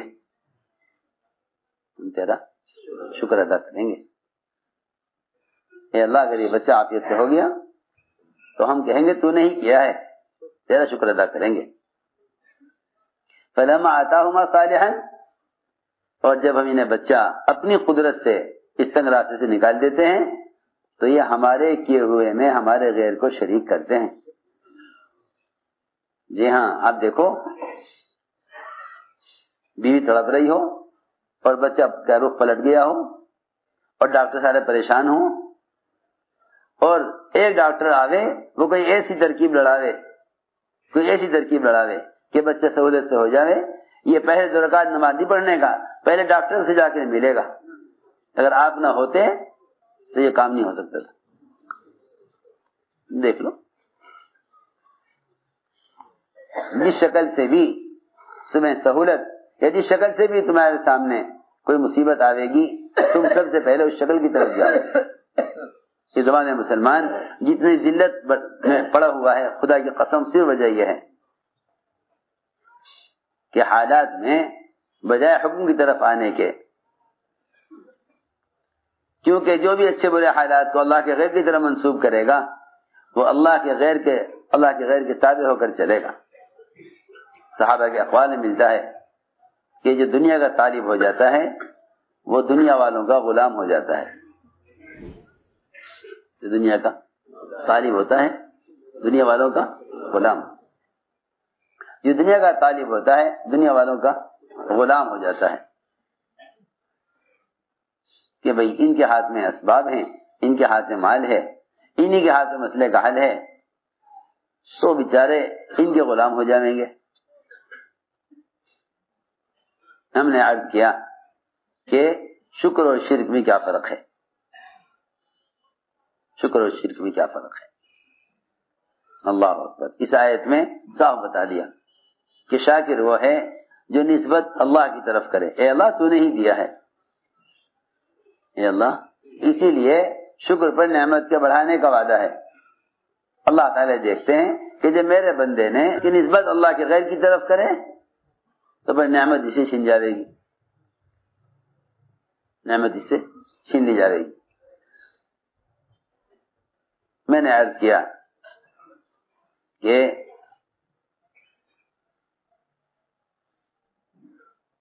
اچھے برے ہر قسم کے حال کو اللہ کی طرف منسوب کرو، اللہ کی طرف منسوب کرو، یہ شکر ہے۔ حضور اکرم صلی اللہ علیہ وسلم کو اللہ نے ایک نعمت یہ دی، آپ نے لمبا سجدہ کیا، لمبی نماز پڑھی۔ حضرت عائشہ نے فرمایا کہ جب اللہ نے آپ کے سارے گناہ معاف کر دیے تو آپ اتنی کوشش کیوں کر رہے ہیں؟ فرمایا افلا اکون عبدا شکورا، کہ میں اللہ کا شکر گزار بندہ نہ بنوں۔ معلوم ہوتا ہے کہ عبادت کی کثرت یہ شکر کا راستہ ہے، عبادت کی کثرت یہ شکر کا راستہ ہے۔ شکر کا مطلب ہی یہی ہے کہ تم اس کی عبادت میں آگے بڑھو، اس کی عبادت میں کوشش زیادہ کرو، یہ شکر ہے۔ جیسے میں نے عرض کیا تھا کہ صرف زبان سے نہیں، سارے اعضاء کا عبادت میں تھکانا، اس کو شکر کہتے ہیں۔ سارے اعضاء کا عبادت میں تھکانا اس کو شکر کہتے ہیں۔ تو میرے دوستو عزیزو، اگر نعمت کی نسبت اللہ کی طرف نہیں کرو گے تو پھر میں عرض کر چکا کہ پھر ان سے کہا جائے گا کہ بھئی آؤ تم بھی ہمارے ساتھ مل کر زمین کا شکریہ ادا کرو، کہ زمین غلہ دے رہی ہے۔ آپ دیکھیں گے اللہ کو نہ ماننے والے، ان کے نزدیک اسباب اور بتوں کی حیثیت ان کے نزدیک برابر ہے۔ ہماری بات توجہ سے چاہتی ہے بہت۔ اغیار جس طرح بتوں کی پوجا کرتے ہیں اس طرح اپنے اسباب کی بھی پوجا کرتے ہیں۔ اغیار جس طرح بتوں کو پوجتے ہیں اس طرح اپنے اسباب کو پوجتے ہیں، اس لیے کہ ان کے نزدیک اسباب ہی معبود ہیں، ان کے نزدیک اسباب ہی معبود ہیں۔ ان کا خیال یہ ہے کہ اللہ تو بنا کے فارغ ہو گئے، نعوذ باللہ۔ وہ اسباب کو ایسے پوجتے ہیں جیسے اپنے بتوں کی، ان کے نزدیک اسباب اور بتوں کی تعظیم برابر ہے، ان کے نزدیک اسباب اور بتوں کی تعظیم برابر ہے۔ آپ دیکھیں گے جو اللہ کو نہیں مانتے وہ دکان کے سامنے پہلے جھکتے ہیں پھر دکان کھولتے ہیں۔ دیکھو پہلے وہ دکان کے سامنے جھکتے ہیں پھر دکان کھولتے ہیں، کیونکہ وہ یہ کہتے ہیں کہ صرف سبب سے پلتے ہیں، تو جس سے پلنے کا یقین کر لو گے نا اس کے سامنے جھکنا ہی پڑے گا، چاہے وہ سبب کسی بھی شکل میں ہو. وہ سبب میں یاد کرنا چاہتا ہوں، سبب کسی بھی شکل میں ہو، سبب کسی بھی شکل میں ہو، وہ اسباب کے سامنے یہ جھکیں گے، وہ اسباب کے سامنے یہ جھکیں گے. دیکھو میرے دوست، اب بات سمجھنا کہ جھکنے کی دو شکلیں ہیں. جھکنے کی دو شکلیں ہیں. ایک جھکنا جسم کے اعتبار سے، ایک جھکنا جسم کے اعتبار سے، ایک جھکنا دل کے اعتبار سے. دونوں باتیں توجہ سننا میری. ایک جھکنا جسم کے اعتبار سے، ایک جھکنا دل کے اعتبار سے. دونوں برابر ہیں، دونوں برابر ہیں. میری بات توجہ سننا، میں کچھ کہنا چاہتا ہوں. ایک جھکنا ہے جسم کے اعتبار سے، ایک جھکنا ہے دل کے اعتبار سے. دونوں برابر ہیں، دونوں برابر ہیں. مسلمان بیچارہ یوں مطمئن ہے کہ ہم تو جسم کے اعتبار سے کہیں جھکتے ہی نہیں اللہ کے علاوہ. حالانکہ جسم کا جھکاؤ نہیں دیکھا جائے گا، صرف جسم کا جھکاؤ کا تعلق تو صرف نماز میں ہے. جسم کے جھکنے کا تعلق تو صرف نماز میں ہے. جسم کے جھکنے کا تعلق تو صرف نماز میں ہے. رخ کے صحیح ہونے کا تعلق تو صرف نماز میں ہے کہ آپ کا رخ کس طرف ہے، آپ کہاں جھک رہے ہیں. جھکنے کا تعلق صرف مندر اور مسجد سے نہیں ہے. میں کچھ کہنا چاہتا ہوں، یوں مسلمان مطمئن ہے کہ ہم تو اللہ کے غیر کے سامنے جھکتے نہیں. میں کچھ کہہ رہا ہوں، جھکاؤ کا تعلق صرف بدن سے نہیں ہے. جھکاؤ کا تعلق صرف بدن سے نہیں ہے، بلکہ 24 گھنٹے کی زندگی میں دیکھا جائے گا کہ تمہارے دل کا جھکاؤ کس طرف ہے. تمہارے دل کا جھکاؤ کس طرف ہے.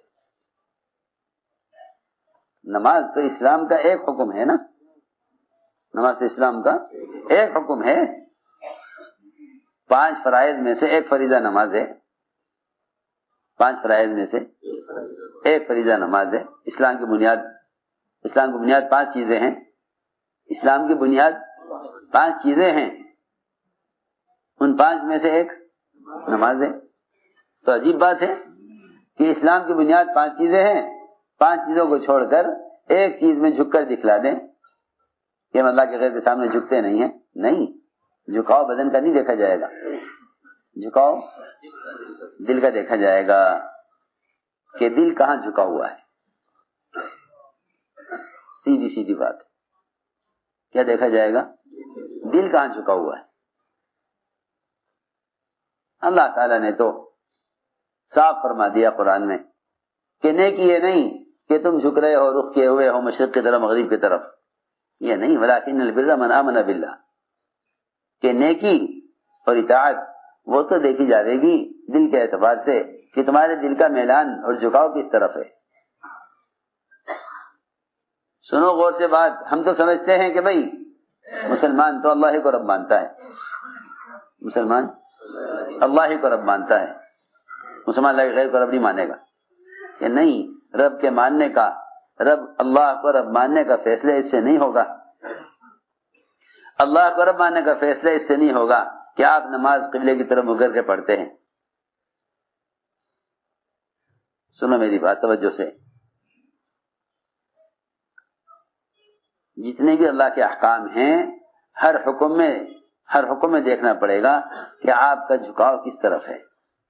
اس لیے کہ اللہ کو رب ماننے کا تقاضا یہ ہے کہ پھر تم اللہ کے حکم کے خلاف کسی کی بات مت مانو. اس لیے کہ اللہ کو رب ماننے کا تقاضا یہ ہے، اللہ کو رب ماننے کا مطلب یہی ہے کہ تم صرف اللہ کی اطاعت کرو،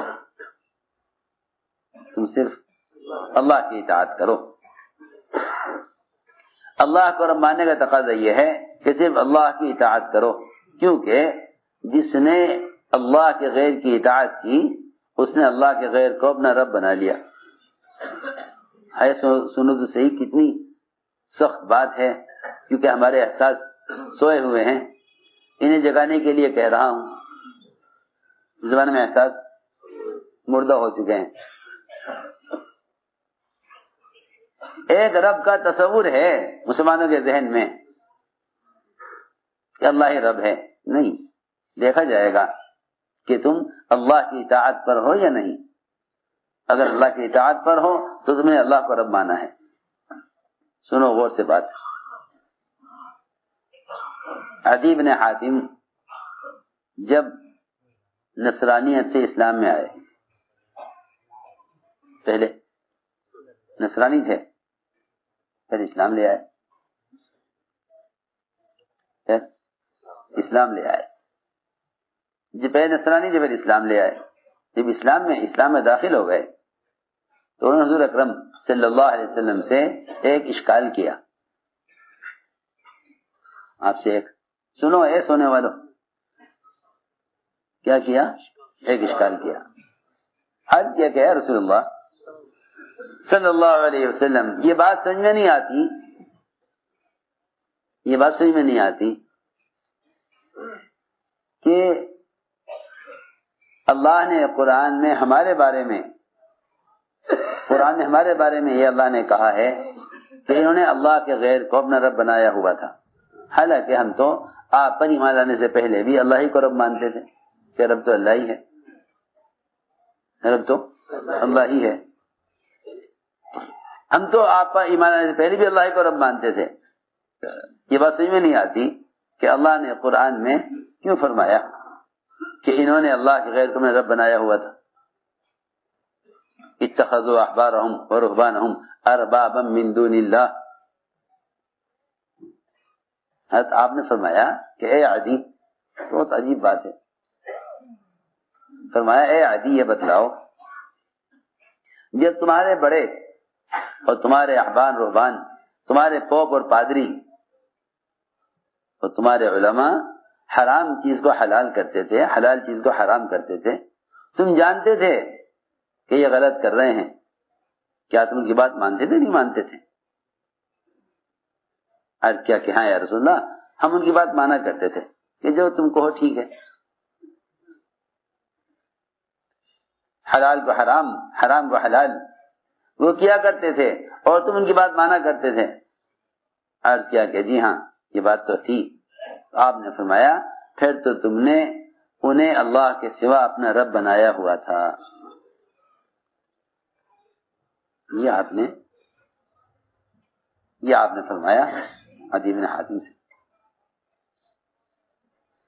اے عدی بتلاؤ، تمہارے علماء مشائخ، تمہارے پوپ اور پادری جو تم سے کہتے تھے تم مانتے تھے ان کی بات کہ ٹھیک ہے جو یہ کہیں، کہ جس نے اللہ کے حکم کے خلاف اللہ کے غیر کی بات مانی اس نے اللہ کے غیر کو اپنا رب بنا لیا. یوں تھوڑا ہی کیا مسلمان ایک دل میں تصور باندھ لے کہ ہاں جی اللہ رب ہے. نہیں، تو دیکھا جائے گا کہ تم نے اللہ کو رب مانا ہے تو اللہ تعالی کے اللہ کی اطاعت پر ہو یا اللہ کے غیر کی اطاعت پر ہو اللہ کے خلاف، تو یہ دیکھا جائے گا. اس لیے کہ عبادت کا تعلق صرف نماز پڑھنے سے نہیں ہے. عبادت تو پورے دن پر چلنے کا نام ہے. عبادت پورے دن پر چلنے کا نام عبادت پورے دن پر چلنے کا نام ہے. امام غزالی نے تو سنتوں کو بھی، یعنی تمام ضروریات کو سنت کے مطابق پورا کرنے کو بھی عبادت میں شمار کیا ہے. تمام ضروریات کو سنت کے مطابق پورا کرنے میں، ساری ضروریات کو سنت کے مطابق پورا کرنے کو عبادت میں شمار کیا ہے.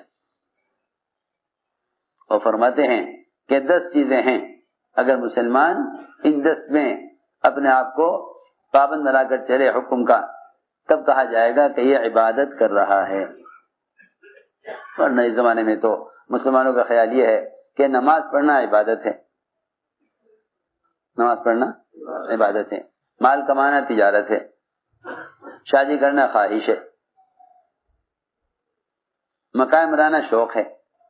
آج کل تو مسلمان ہی سوچتا ہے، حالانکہ تمام ضروریات کو سنت پر لانا اور تمام عبادات کو حکم پر لانا. عبادت کا لفظ مسلمان کی تمام ضروریات اور تمام فطری تقاضے سب کو عبادت نے گھیرا ہوا ہے. مسلمان کے تمام فطری تقاضے عبادت ہیں. ایک صحابی نے تو حیرت سے کہا جب آپ نے فرمایا کہ تو اپنی بیوی سے جب صحبت کرے گا تو اس سے بھی تجھ کو اجر ملے گا. صحابہ حیران ہو گئے سن کر. یا رسول اللہ، ایک آدمی اپنی بیوی سے خواہش پوری کرے اس پر اس کو اجر ملے گا؟ ہم تو یوں سمجھے تھے کہ بھائی نماز، روزہ، ذکر، تلاوت، تہجد کی لمبی لمبی نمازیں، لمبے لمبے سجدے، جتنے عبادت کے احکام ہیں بس یہ اس پر اجر ملے گا. اور یہ سب خواہش کی چیزیں ہیں. آدمی خواہشات پر چلے تو کیا اجر تو اصل اعمال پر ہے. صحابہ کو اس بات سے تعجب ہوا کہ ایک آدمی بیوی صحبت کرے اور اس کو اجر ملے. آپ نے فرمایا کیوں؟ اگر یہ اپنی شرمگاہ کو حرام میں استعمال کرتا تو گناہ ملتا نہ ملتا؟ اپنی شرمگاہ کو حرام میں استعمال کرتا. اللہ اکبر. اگر شرمگاہ کو قدرت ہوتے ہوئے، اگر اپنی شرمگاہ کو پوری قدرت ہوتے ہوئے حرام سے بچا لے تو اسی پر اللہ تعالیٰ چٹان کو ہٹا دیتے ہیں. دیکھو تو صحیح، جب حرام سے بچنے میں کی یہ قوت ہے تو پھر حلال طریقے پر اجر کیوں نہیں ہوگا؟ جب حرام سے بچنے کی یہ قوت ہے تو حلال طریقے پر اجر کیوں نہ ملے گا؟ ہم نے عرض کیا کہ عبادت نے مسلمان کے سارے اعمال، ساری عبادات، ساری ضروریات کو گھیرا ہوا ہے.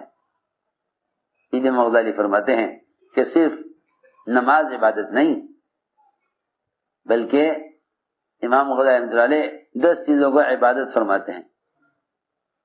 10 چیزوں کو عبادت فرماتے ہیں. نماز، روزہ، حج، زکوٰۃ، ذکر، تلاوت، دعوت اللہ کی محنت اور تجارت، اور پڑوسیوں کے حقوق اور سنتوں کا اہتمام. یہ 10 چیزیں امام غزالی کے یہاں عبادت ہیں. اور یہ 10 کی 10 مل کر اس طرح عبادت ہیں کہ جیسا نماز پڑھنے والا اگر ایک سجدہ چھوڑ دے تو نماز ناقص ہو جاتی ہے. نماز ناقص ہو جائے گی. یہ نہیں کہا جائے گا کہ ہاں بھائی اتنے اعمال تو کر ہی رہا ہے، اگر ایک سجدہ چھوٹ گیا تو کیا بات. سنو ذرا غور سے. قیام بھی کیا ہے، قومہ بھی کیا ہے، اور قاعدہ بھی کیا ہے، رکوع بھی کیا ہے، سجدہ بھی کیا ہے، مگر ایک کیا ہے، ایک چھوڑ دیا تو کیا بات ہے. سنو غور سے بات. اگر ایک سجدے کے چھوڑنے سے نماز اس طرح ناقص ہو جائے گی اور اس ناقص نماز سے ناقص اور ناقص نتائج مرتب ہوں گے، اس کے نتائج بھی ناقص ہوں گے. میں کیا بتاؤں، جب حالات آتے ہیں نا لوگوں پر تو لوگ اپنے اعمال کو دیکھتے ہیں. اجی ہم تو نماز بھی پڑھتے ہیں پھر بھی ایسا ہو رہا ہے. عجیب بات ہے، کمائی میں حکم توڑتے ہیں، نماز میں برکت دیکھتے ہیں. کمائی میں حکم توڑتے ہیں، نماز میں برکت دیکھتے ہیں. کمائی میں حکم توڑتے ہیں، نماز میں برکت دیکھتے ہیں. پھر یوں شکایت کرتے ہیں کہ جی نماز بھی پڑھتے ہیں ہم تو، پھر بھی دکان پہ ناجائز قبضہ کر لیا کسی نے، دکان پہ جھوٹا مقدمہ ڈال دیا. اجی میں تو نماز پڑھ کے نکل رہا تھا مسجد سے، میری تو کوئی غلطی تھی نہیں. اس زمانے کے سارے بے عقل ہیں وہ جو سمجھتے ہیں کہ مسلمان مظلوم ہے.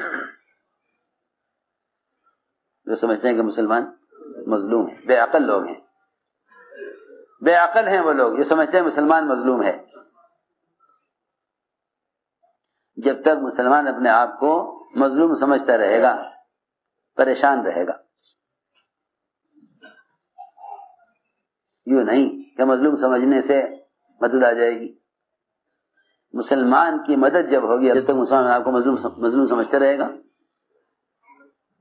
اللہ کی مدد نہیں آئے گی. جب تک مسلمان اپنے آپ کو مظلوم سمجھتا رہے گا اللہ کی مدد نہیں آئے گی. میں تم سے ساری حضرت کی باتیں نقل کر رہا, بیانات پڑھا کر مولانا حفیظ صاحب کے تو پتہ چلے گا حضرت کیا چاہتے تھے. جب تک مسلمان اپنے آپ کو مظلوم سمجھتا رہے گا اللہ کی مدد نہیں آئے گی. جس دن اپنے آپ کو ظالم سمجھ لے گا اسی دن مدد آ جائے گی. اسی دن جس دن اپنے آپ کو ظالم سمجھ لے. کیا بات ہے؟ بات یہ ہے پہلے مسلمان حکم توڑتا ہے, خواہش کے نقشوں میں پڑتا ہے, پھر اللہ تعالیٰ اغیار کو ان کے خواہش کے نقشوں کو توڑنے کے لیے استعمال کرتے ہیں. پھر یوں کہتا ہے دیکھو ہم مظلوم ہیں, ہمارا نقشہ توڑ دیا انہوں نے. سمجھ آ رہی بات؟ سمجھ آ رہی بات؟ میں تمہیں آسان کر کے بتاتا ہوں مثال. ایک آدمی نے خوب لوگوں کے حق مارے, خوب لوگوں کے حقوق مارے, حق مار مار کے پیسہ جمع کیا. جب سارے حق والوں نے اپنے حق کا مطالبہ کیا تو حکومت نے اس کے مال کو سیل کر کے جن جن کے حقوق تھے ان کو دے دی, ان کو دلوا دیے. جن کے حقوق تھے ان کو دلوا دی. یہ وہاں پہنچ گیا جہاں تھا. ابھی یہ کہتا ہے کہ دیکھو جی مجھ پر ظلم ہوا ہے. کہ نہیں, تو مظلوم نہیں ہے, تو ظالم ہے, کیونکہ تو نے یہ سارا مال لوگوں سے ناحق چھینا تھا. اللہ نے کسی کو ذریعہ بنا کر تیرے مال کو, جس کو تو اپنا مال سمجھتا تھا, اور جس کا مال تھا اللہ نے اس کے پاس پہنچا دیا. اب اگر یہ کہ ہاں واقعی میں نے ظلم کیا, اللہ اکبر, کامل ترین نماز ابو بکر صدیق کی نماز ہے. لیکن فرمایا حضور اکرم صلی اللہ علیہ وسلم نے کہ ابو بکر جب تو نماز سے بالکل فارغ ہونے لگو تو سلام پھیرنے سے پہلے یوں کہنا ظلمت نفسی ظلما کثیر. یہاں تو مسلمان نماز چھوڑ کر بھی ظالم نہیں, وہاں ابو بکر کامل نماز پڑھ کے بھی کہہ رہے میں ظالم ہوں. سوچو ذرا غور کرو میں کیا کہہ رہا. یہاں تو مسلمان نماز چھوڑ کر بھی ظالم نہیں, اپنے آپ کو کیا کہے گا؟ مظلوم ہی کہے گا. جی کیا مظلوم کہ جی کیا کریں, ہمارا ملک ہماری جگہ, ہم سے کہہ رہے تم یہاں کے نہیں. اللہ اکبر. اللہ تعالی نے ساری دنیا کی زمین کو اس امت کے لیے سجدگاہ بنایا. سوچو میں کیا کہہ رہا. پچھلی امتیں ان کے لیے لازم تھا کہ وہ اپنے معبد میں عبادت کریں.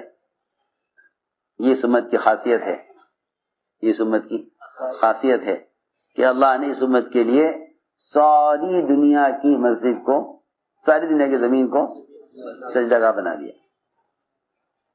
جعلت لی الارض مسجدا وطہورا, یہ اس امت کی خاصیت ہے. بیت اللہ سے بلبلہ اٹھایا, بیت اللہ سے پانی کا بلبلہ اٹھایا. پہلے پانی ہی پانی تھا, خشکی کہیں نہیں تھی. جس جگہ بیت اللہ ہے, بیت اللہ کے بالکل وسط سے, درمیان سے پانی کا بلبلہ اٹھایا, اس سے ساری دنیا میں زمین کو پھیلایا. معلوم ہوتا ہے کہ جب زمین کا وجود میں آنا بیت اللہ کے وسط سے ہے, اور بیت اللہ ساری دنیا کے سجدہ کرنے والوں کا کی سجدے کے جو ہے سجدے کا رخ ہے. معلوم ہوتا ہے کہ ساری دنیا عبادت کے لیے, ساری زمین عبادت کے لیے ہے. سوچو تو صحیح. اللہ اکبر. معلوم ہوتا ہے کہ مسلمان کی سجدگاہ پوری دنیا کی زمین ہے. تو یہ مسلمان نے سجدہ ہی چھوڑ دیا, یہ مسلمان نے سجدہ ہی چھوڑ دیا, تو جو زمین سجدگاہ بنائی گئی تھی اس امت کے لیے, وہ زمین ان کے پاس کہاں رہے گی پھر؟ یہ سیدھی بات ہے. عبرت لیتے نہیں حالات سے. ابھی تک سب کے ذہن میں یہ ہے حکام بدلیں گے حالات بدلیں گے, سب کے ذہن میں یہ ہے حکام بدلیں گے حالات بدلیں گے. میں نے عرض کیا کہ اس زمانے کا مسلمان اپنے آپ کو مظلوم سمجھ رہا ہے, اور جب تک مظلوم سمجھتا رہے گا اللہ کی مدد آئے گی نہیں. جس دن کہہ دے گا ہاں میں ظالم ہوں اس دن اللہ تعالیٰ اس پر مہربان ہو جائیں گے کہ میرے بندے نے اپنے جرم کا اعتراف کر لیا. جرم کا اعتراف اپنے آپ کو ظالم کہنے میں ہے, مظلوم کہنے میں نہیں ہے. جرم کا اعتراف کس میں ہے؟ اپنے آپ کو ظالم کہنے. اس کو میں عرض کر رہا تھا کہ یہاں تو نماز چھوڑ کر بھی اپنے آپ کو ظالم نہیں کہتا. وہاں ابو بکر رضی اللہ تعالیٰ عنہ سب سے کامل نماز, اگر نبی کے بعد کسی کی نماز کامل نماز ہے تو وہ ابو بکر کی نماز ہے. وہ نماز ابو بکر کی نماز کامل نماز ہے. وہ اس نماز کے اختتام پر کہہ رہے ہیں ظلمت نفسی ظلمن کثیر, میں نے تو ظلم کے پہاڑ توڑ لیے. کہ ایسے کیا ظلم کیا, کیا ظلم ہو گیا کہ اللہ کی عبادت کا حق نہیں ادا ہوا. یہاں نماز چھوڑ کر بھی ظالم نہیں, وہ وہاں کامل نماز پڑھ کر بھی اپنے آپ کو ظالم کہہ رہے. میں عرض کرنا چاہتا تھا, سمجھ میں آئی بات؟ کہاں سمجھ میں آئے گی؟ آدھی بات کاٹیں گے, آدھی بات لیں گے اور جا کے پوچھیں گے باہر لوگوں سے کہ بھائی یوں کہا ہے. ہاں یہ کھیل بن گیا ہے. بجائے اس کی پوری بات کو سمجھ کر کسی نتیجے پر پہنچو. یہ مزاج بن گیا. میں احتیاط کر رہا کہ آدمی عمل کرتے کرتے پکڑا جاتا ہے. حضرت مثال لے کر فرماتے تھے نماز پڑھ کر نکل رہا تھا مسجد سے, پکڑ کے لے گئے. سب چیخیں گے, سب چلاویں گے, یہ خود بھی پریشان ہوگا کہ جی بالکل بے گناہ پکڑا ہوا ہے. بالکل کیا اللہ کو کیا پڑھی, اللہ کو کیا پڑھی کہ مسلمانوں کو بے گناہ حالات میں گرفتار کریں. ما یغفر اللہ بعذابکم ان شکرتم وآمنتم. ہمارے صاحب یہ آیت بہت پڑھتے تھے, بار بار پڑھتے تھے کہ اللہ کریں گے کیا تمہیں عذاب دے کے, اگر تم دو چیزوں پر آ جاؤ, شکر پر آ جاؤ اور ایمان لے آؤ, تو اطاعت پر آ جاؤ, شکر پر آ جاؤ, تو اللہ تمہیں عذاب کیوں دیں گے؟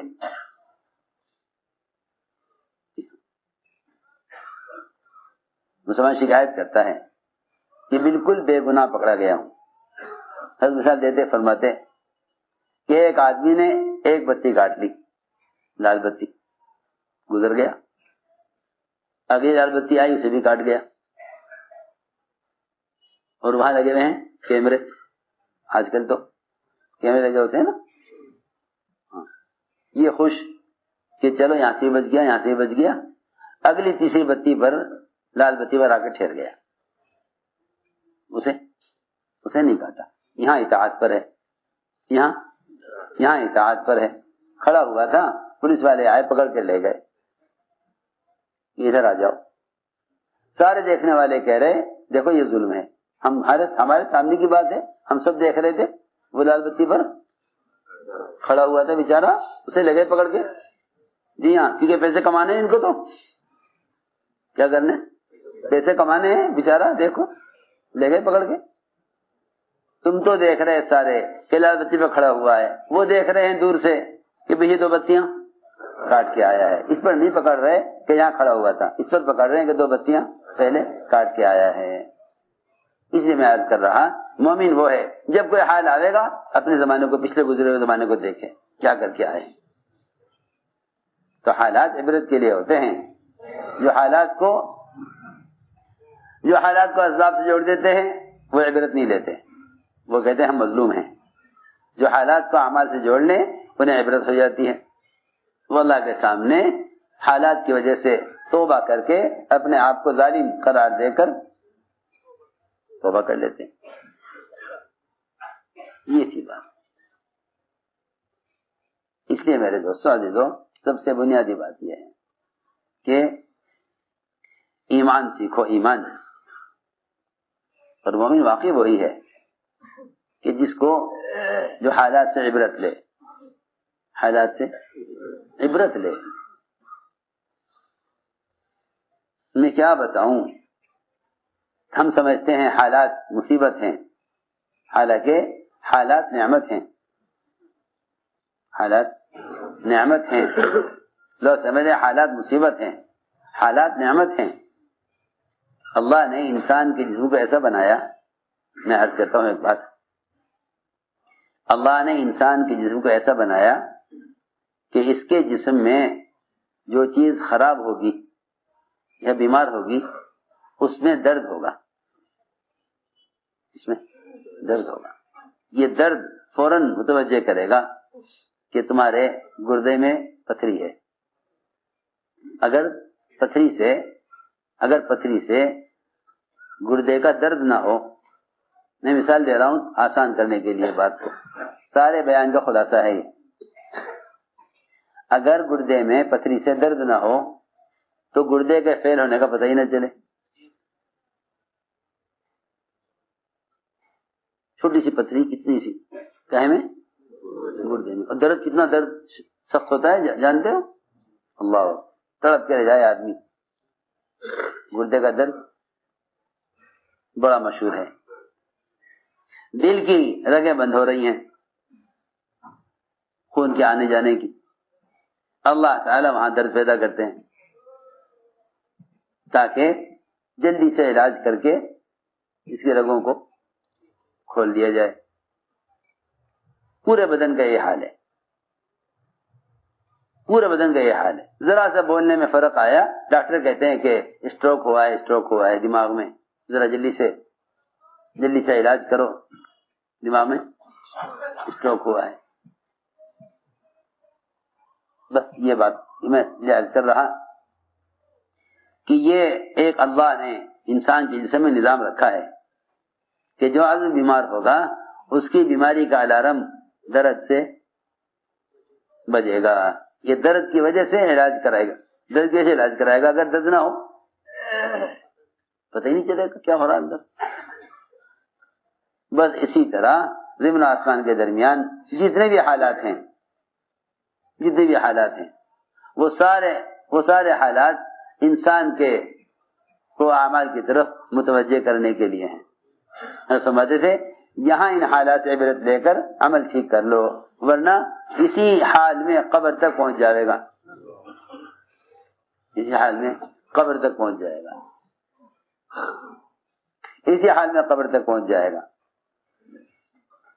اس لیے دوستو عزیزو، نقل حرکت اس لیے ہے چل پھر کر حالات کو دیکھو. ان حالات کو دیکھ کر آج کل کے لوگوں کا حال یہ ہے کہ وہ ان حالات سے بجائے اللہ کے قریب ہونے کے اور دور ہو جاتے ہیں. کیوں؟ کہ وہ حالات کا حل اللہ کے غیر میں تلاش کرتے ہیں. جن کے اسباب غرق ہو جاتے ہیں وہ نئے اسباب تلاش کرتے ہیں. جو بھی نقصان کو اسباب سے جوڑتا ہے نا، وہ اور مزید اسباب لاتے ہیں. وہ کہتے ہیں یہ اسباب صحیح نہیں ہے، اور اسباب لاؤ. پھر اللہ ناکامی لاتے ہیں، پھر کہتے ہیں اور اسباب لاؤ. بعض سے بیچارے ایسے ہیں جو اس سے تنگ آ کر ان کے پاس کوئی سبب نہیں رہتا سوائے خودکشی کے، کہ آخر میں لا کر اپنے آپ کو ختم کر لیتے ہیں. کیونکہ انہیں جب اسباب میں کسی طرح حل نظر نہ آئے گا تو واپس پلٹنے کی تو گنجائش نہیں، آگے کوئی راستہ نہیں، ہم اپنے آپ کو ختم کر لیتے ہیں. خودکشی لوگ کرتے ہی جب وہ اسباب کی دنیا میں انتہا کو پہنچ جاتے ہیں. انہیں کوئی راستہ نظر نہیں آتا سوائے اس کے کہ دنیا سے نکلیں. حالانکہ دنیا سے نکلنا مسئلے کا حل نہیں ہے. دنیا سے نکلنا مسئلے کا حل نہیں ہے. اس لیے میرے دوستو عزیزوں، اللہ کے راستے کی نقل و حرکت اس لیے ہے تاکہ تم اللہ کی قدرت کی نشانیوں سے عبرت لو. قدرت کی نشانیوں سے عبرت لو. قدرت کی نشانیوں سے عبرت لو.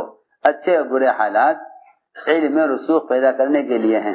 جو حالات کا مشاہدہ کریں گے اللہ کے راستے میں نکل کر، انہیں معلوم ہوگا کہ نہ ماننے والوں پر کیا عذاب اور کیا نقمتیں ہیں، اور ماننے والوں پر کیا نعمتیں ہیں.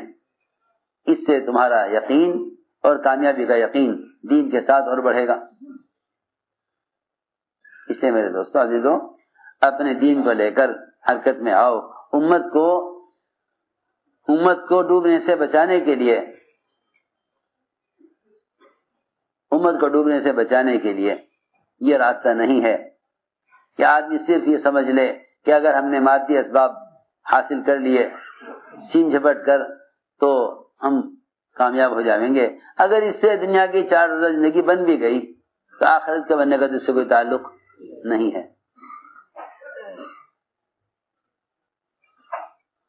آخرت کے بننے کا تو اس سے کوئی تعلق نہیں ہے. اس لیے ہمیں چاہیے کہ اس نقل و حرکت کے ذریعے اپنے ماحول کو بدلیں. اس وقت ضرورت ہے اس کی کہ امت کو اللہ کے فرائض کی طرف لاؤ. اس وقت ضرورت ہے اس کی. کیوں؟ اس لیے کہ جب دل دکھے ہوئے ہوتے ہیں اور امت حالات میں ہوتی ہے تو ہر ایک چاہتا ہے کہ کوئی نجات کا راستہ ملے، کوئی نجات کا راستہ ملے. جب حالات آتے ہیں تو دل نرم ہوتے ہیں. اس موقع پر اعمال کی طرف لانا آسان ہوتا ہے. جی ہاں، لوگ پوچھتے ہیں بھائی کیا کریں ان حالات میں؟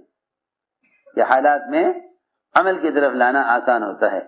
خواہش کے نقشے سے نکالنا عمل کی طرف مشکل ہوتا ہے، لیکن حالات اور مصائب کے زمانے میں اعمال کی طرف لانا آسان ہوتا ہے کہ قلوب نرم ہو جاتے ہیں. قلوب نرم ہوتے ہیں. تو میں نے عرض کیا کہ یہ موقع ہے اس کا، لوگوں کو دعوت دے کر اعمال کی طرف لاؤ، کیونکہ اللہ رب العزت یہ دیکھتے ہیں کہ جو دوسروں کو عمل کی طرف لا رہے ہیں اللہ تعالیٰ ان کی قربانیوں کو عام امت کے حالات سے نکلنے کا سبب بنا دیتے ہیں. یوں ہے بات. اکرمہ جب اسلام سے بھاگے ابو جہل کے بیٹے تو کشتی میں طوفان آ گیا، یہ ڈوبنے لگے. یہ کیا کریں؟ کوئی بچاؤ کا راستہ؟ کہ ہاں ایک ہی راستہ ہے بچاؤ کا، اخلاص کا کلمہ کہہ لو بچ جاؤ گے. کہ وہ کیا ہوتا ہے؟ پوچھا حضرت اکرمہ نے کشتی کے ملاح سے کہ یہ کیا ہوتا ہے؟ اس نے کہا کہ کلمہ لا الہ الا اللہ کہو بچ جاؤ گے. یہی ایک راستہ ہے نجات کا. اکرمہ نے کہا کہ میں اس سے بچ کر تو بھاگ رہا ہوں، اگر مجھے کلمہ ہی پڑھنا ہوتا تو میں یمن کیوں بھاگتا؟ کشتی والے نے کہا نہیں، اگر نجات کا چاہتے ہو تو یہ راستہ ہے. وہاں ڈوبنے سے بچے، یہاں آ کر اللہ نے اسلام کی ہدایت دی، اسلام میں داخل ہو گئے.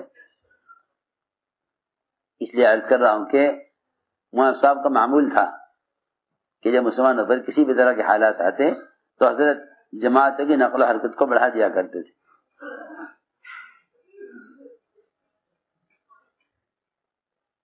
یہ نہیں کہ حالات میں آج کل لوگ وظیفے پوچھ رہے ہیں. وظیفے کہ کوئی وظیفہ بتاؤ جس سے بیٹھ کے پڑھنے. کوئی کہہ رہا یہ ختم کر لو، کوئی کہہ رہا وہ ختم کر لو، کوئی کہہ رہا یہ ختم کر لو، کوئی کہہ رہا وہ ختم کر لو.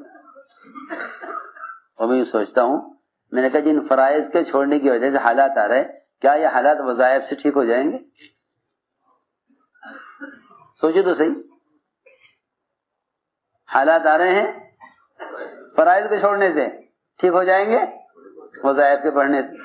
لو تو بات بھی ہے بلا.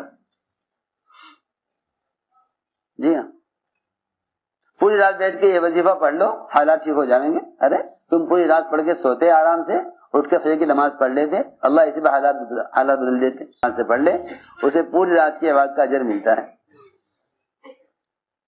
میں یہ کہنا چاہتا ہوں کہ اس زمانے میں فرائض سے زیادہ آسان وظائف ہیں. ہاں جی، کوئی وظیفہ بتا دو، مشائخ بزرگوں کے پاس جائیں گے کہ جی یہ حالات ہو رہے ہیں اس وقت مسلمانوں پر، کوئی وظیفہ بتاؤ، کوئی وظیفہ. حالانکہ سب کو یہ بتانا چاہیے کہ حالات فرائض کے چھوڑنے کی وجہ سے ہیں. تم جاؤ، نکل جاؤ اپنے مکان گھر چھوڑ کر اور لوگوں کو دعوت دے کر فرائض کی طرف لے آؤ. میں تمہیں کیا بتاؤں، پتہ نہیں سمجھ میں آئے گی بات یا نہیں. رات میں یہ سوچ رہا تھا سن 47 میں جب ملک تقسیم ہوا 46 کی حضرت کا بیان مولانا صاحب کا 1 سال پہلے 46 مولانا صاحب کا بیان حضرت کہہ رہے مجمع سے میں تم سے خدا کی قسم کھا کر کہہ رہا ہوں اس وقت تھوڑا سا پیسہ لے کے ملک کے اندر نکل جاؤ ورنہ سارا کچھ چھوڑ کے ملک سے باہر نکلنا پڑے گا. یہ حضرت 46 کا بیان ہے. قسم کھا کے فرمایا مجمع سے میں تمہیں خدا کی قسم کھا کر کہتا ہوں اس وقت تھوڑا سا پیسے لے کر ملک کے اندر نکل جاؤ اللہ کے راستے میں. اگر یہ نہیں کرو گے تم اب تو تمہیں سب کچھ چھوڑ کر ملک سے نکلنا پڑے گا. یہ حضرت 47 سے پہلے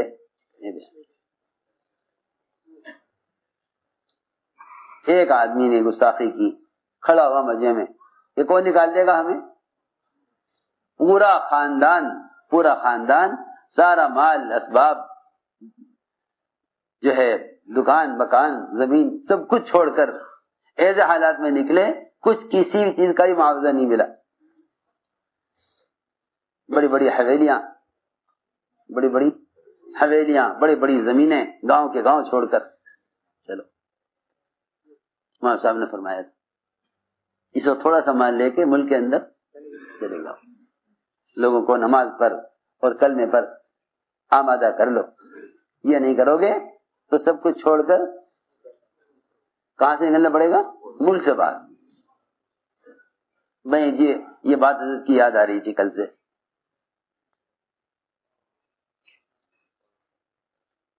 یہ وقت ہے اس کا. ہم تو بات پڑھتے ہی ہیں ہم تو روزہ رکھتے ہی. ارے تم نماز پڑھتے ہو تم روزہ رکھتے ہو تمہاری نماز روزے سے تھوڑی حالات بدلیں گے. تمہاری نماز روزے سے حالات تھوڑی بدلیں گے. تمہاری نماز روزے سے حالات نہیں بدلیں گے. تم دوسروں کو نماز روزے پر لے آؤ گے تو حالات بدلیں گے. یہ میں تم سے قرآن حدیث کی بات سیدھی کہہ رہا. قرآن حدیث بھرے ہوئے ہیں اس سے کہ تم حالات سے اپنے اعمال کے ذریعے نہیں نکل سکتے. تم حالات سے جب نکلو گے جب دوسروں کو تم غفلت سے نکال لو. اس لیے کہ اگر پیر کے انگوٹھے میں زخم ہے تو یہ نہیں کہا جاتا کہ پیر کا انگوٹھا بیمار ہے. میں نے کہا بھائی فلاں صاحب بیمار ہیں. فلاں صاحب کیوں بھائی کیا کہتے ہیں فلاں صاحب دیکھو حالانکہ پیر کا انگوٹھا بیمار ہے مگر بیماری کی نسبت پورے آدمی کی طرف کی جاتی ہے پورے شخص کی طرف.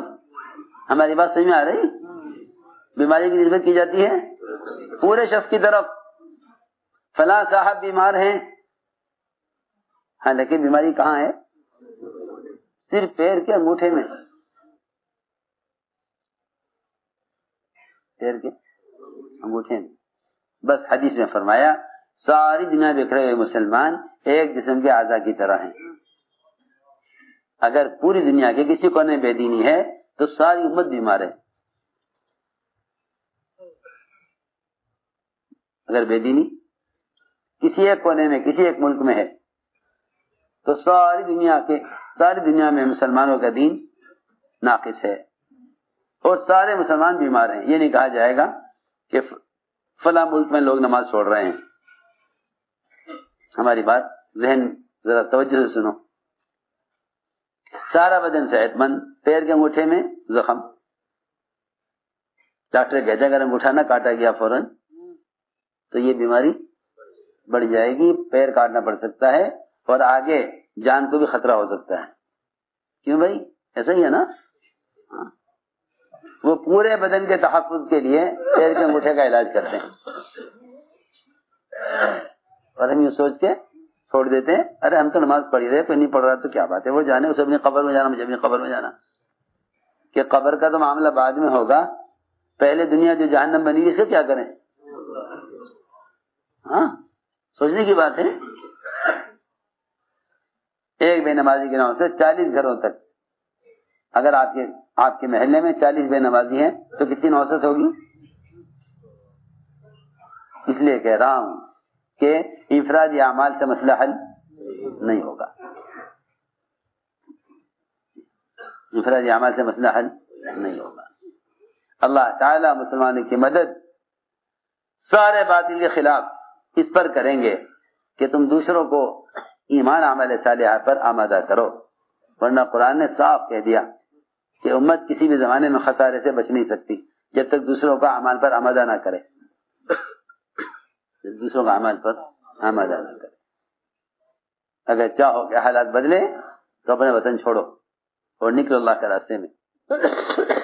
عمل چھوڑنے والوں کو منکر کے ماحول سے نکالو اور عمل کے ماحول میں لانے کی محنت کرو، کیونکہ اس پر اللہ رب العزت حالات کو بدل دیں گے۔ کیونکہ اللہ تعالی مدد فوراً لے آتے ہیں ان مسلمانوں کے لیے جو دوسروں کو عمل پر لانے کی کوشش میں لگے رہتے ہیں،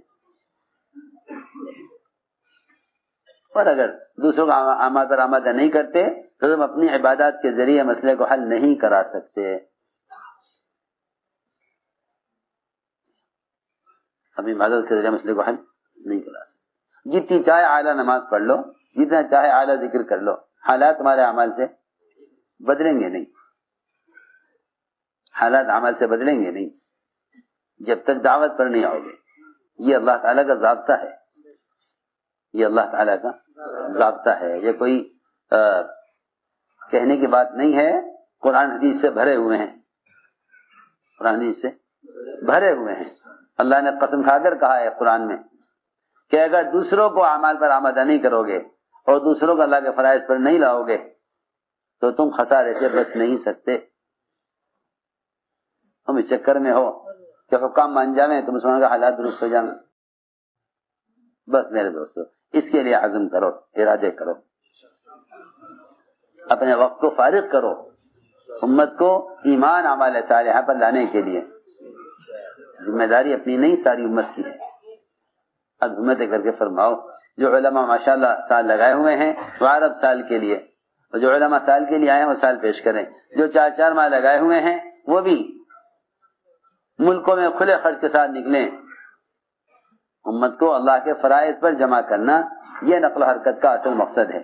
تبلیغ کوئی مدرسہ تھوڑی ہے کہ آدمی نکل کے سیکھ لے پھر بیٹھ جاوے، وہ تو ایک مسلسل محنت ہے عمل کی فضا قائم رکھنے کے لیے۔